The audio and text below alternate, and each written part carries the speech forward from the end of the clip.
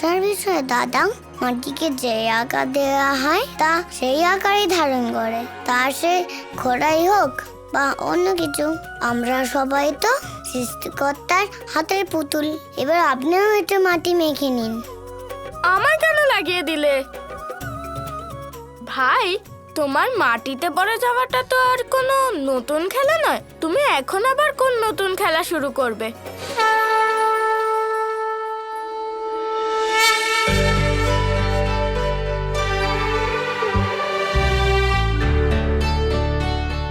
আর্য, এতটা চিন্তা করা কিন্তু ঠিক নয় আর্য। চিন্তা করার মতোই বিষয় যশোদা, সবাইকে নিয়ে খুব চিন্তা হচ্ছে। আমি বুঝতে পারছি, কিন্তু আমার সম্পূর্ণ বিশ্বাস আছে আপনি সব ঠিক করে দেবেন। আর সবাই তাই ভাবছে, কিন্তু গোকুলে মেলা শুরু হতে মাত্র 3 দিন বাকি আছে, আর আমি এখনো পাশের বেশ কিছু গ্রামে আমন্ত্রণ জানাতে পারিনি।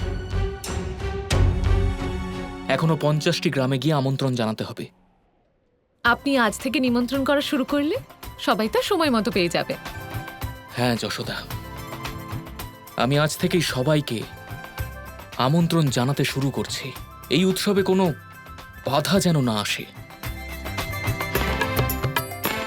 কারণ এই মেলাতে আমদানি হলেই সমস্ত গোকুলবাসী কংসকে দ্বিগুণ কর দিতে পারবে।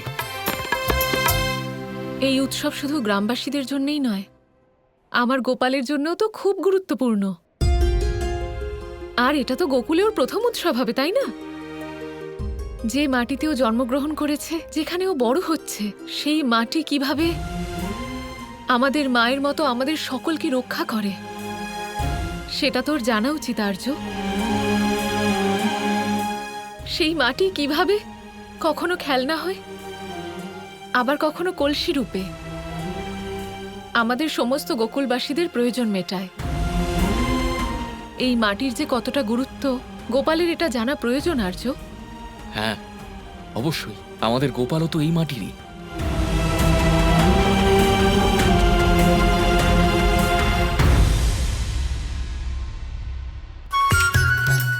না না না, এ কেমন করে হয়? এটা তো ঠিক কথা না। অর্থাৎ কি ঠিক কথা নয় দাদা? আরে এরা সকলেই তো ভুল ভাবছে যে তুমি এই মাটিরই মানুষ, কিন্তু যা তুমি কখনোই নও।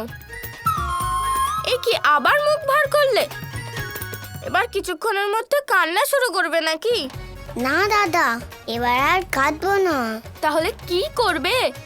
এখন তো প্রমাণ করব যে এই কৃষ্ণ গোকুলের মাটিরই ছেলে। কি করে বলো বলো? খুব তাড়াতাড়ি আপনি জানতে পারবেন দাদা।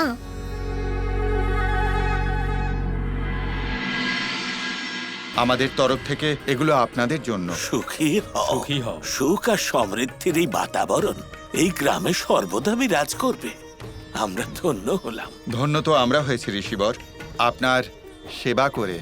আমরা প্রত্যেক বছর এখানে আসি আর সন্তুষ্ট হয়ে ফিরে যাই। আপনাদের দেওয়া দানের জন্যই হিমালয়ে আমাদের তপস্যা সফল হয়। আপনাদের এই আশীর্বাদের জন্যই আমরা একটা বড় বিপদ থেকে রক্ষা পেয়েছি। পাশের গ্রামে এক ভয়ানক রাক্ষসী মৃত অবস্থায় পাওয়া গেছিল। সবই ঈশ্বরের কৃপা। চলুন ঋষিবর, স্নান করে নিন।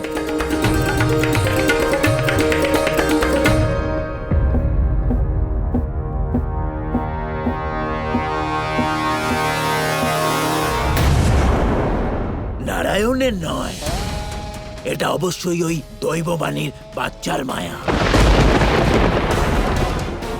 আমাকে গ্রামবাসীদের কাছ থেকে এই বিষয়ে আরো বিস্তারিত খোঁজ খবর নিতে হবে।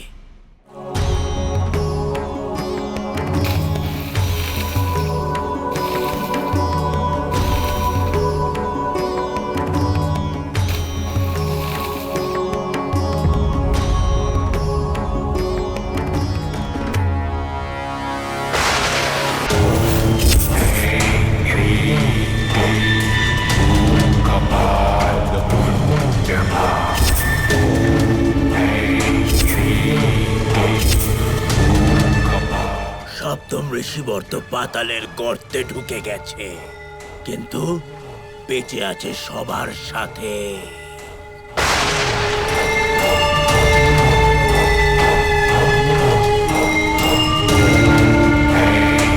আমার মায়াজালে সবাই আটকে গেছে, কারোর কিছু মনে থাকবে না।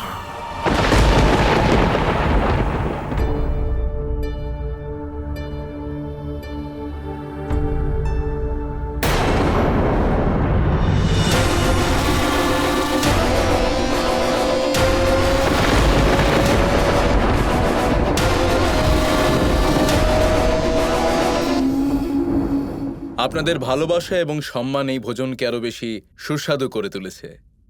কিন্তু কিন্তু কি ঋষিবর, আমাদের কোনো ত্রুটি হয়েছে? না, এই সুস্বাদু ভোজনের আনন্দ আরো বেশি সুস্বাদু হয়ে যাবে যদি আপনি ওই রাক্ষসীর ঘটনাটি বিস্তারিতভাবে আমাকে বলেন। ও, এই ব্যাপার। অনুমতি দিন মহারাজ।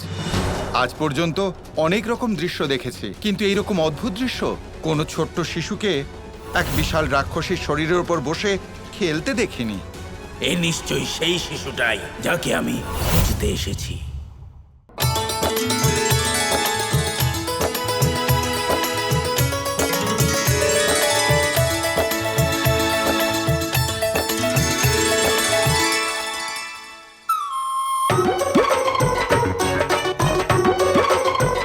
দাঁড়াও ভাই, তুমি এগুলোতে হাত দিও না।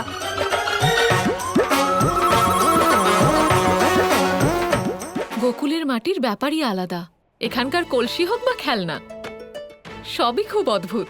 এতে যখন দুধ, দই আর মাখন তৈরি হয় তখন তার স্বাদ আরো অনেক বেড়ে যায়। তোমার তো ভালো লাগবেই, কারণ তোমার গোপাল তো মাখন ভালোবাসে।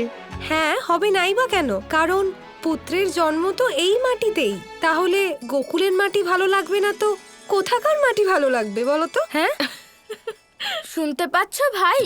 এরা সবাইও তোমাকে এই মাটিরই ভাবছে, কিন্তু প্রমাণ কি করে করবে? আমি এই মাটিরই ছেলে। আমি এটা খুব তাড়াতাড়ি প্রমাণ করে দেব। তাহলে ঠিক আছে, প্রমাণ করে দেখাও ভাই।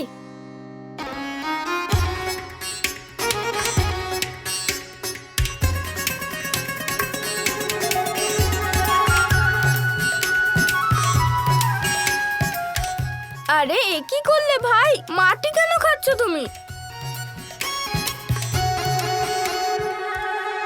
মা!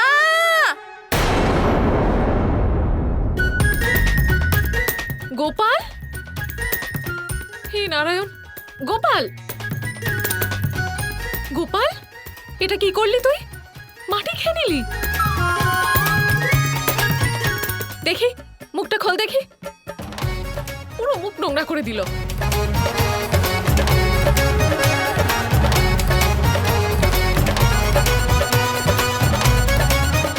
এবার ঠিক আছে।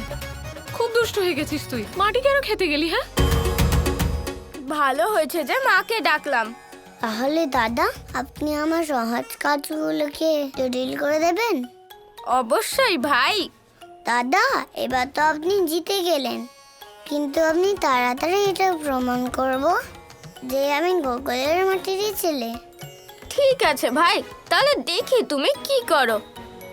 গোপালের কিচ্ছু হবে না, বাচ্চারা তো মাটি খাই। তুমি এত ভয় পাচ্ছ কেন যশোদা? মোটেই ভয় পাই না আমি। ভালোবাসি আমি আমার গোপালকে। আমি জানি প্রত্যেক মা তার সন্তানকে ভালোবাসে, কিন্তু আমি তাদের থেকে অনেক বেশি ভালোবাসি। আমার গোপাল কত ছোট বলো তো? ও তো জানে না না যে ওর কি খাওয়া উচিত আর কি খাওয়া উচিত নয়। যদি ওর কিছু হয়ে যায় তাহলে আমি নিজেকে সামলাতে পারি না। আমার কাছে আমার গোপাল শুধু আমার জীবন নয়, আমার ব্রহ্মাণ্ড।